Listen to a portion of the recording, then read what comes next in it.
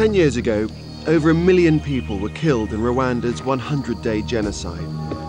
Hate messages pumped out by a national radio station turned neighbour against neighbour.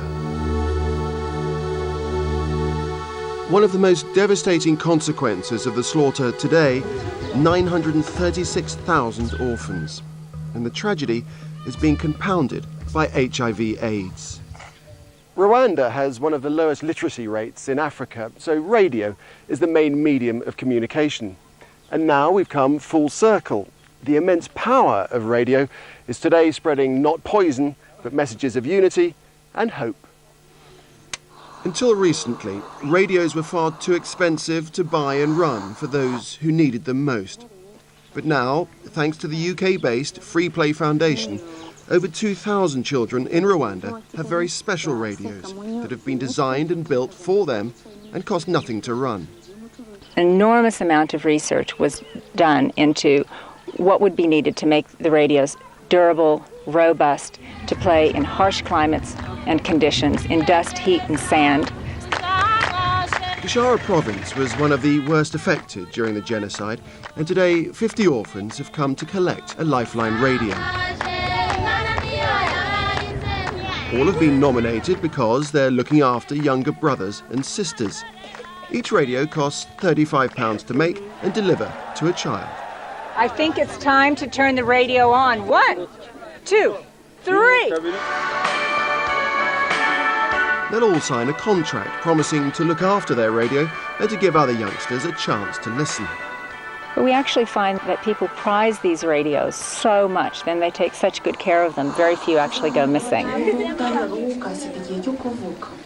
Ask any group of Rwandan children what they like to listen to on the radio, and pop music will not be mentioned.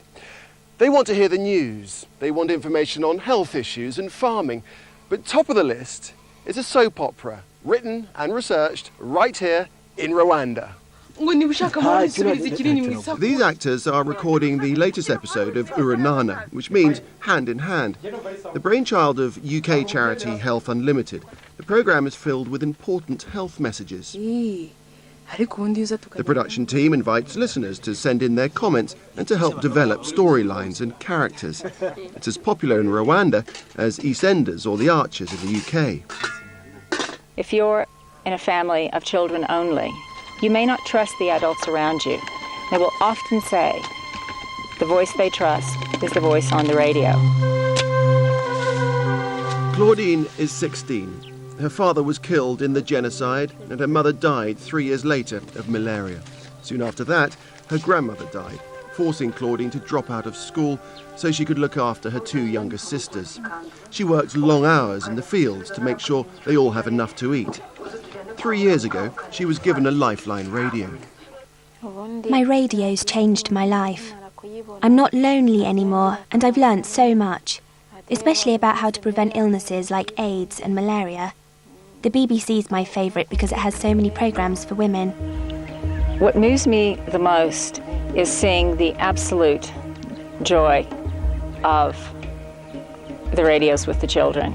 And it's not something that ends right there. You can come back 6 months or a year later and it's still there.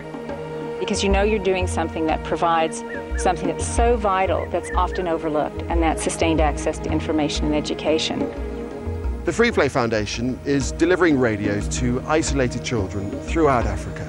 But there are so many more who still need them. People like you and me really can transform a life by sponsoring a Lifeline radio. To find out how you can help, log on now to www.freeplayfoundation.org. That's www.freeplayfoundation.org.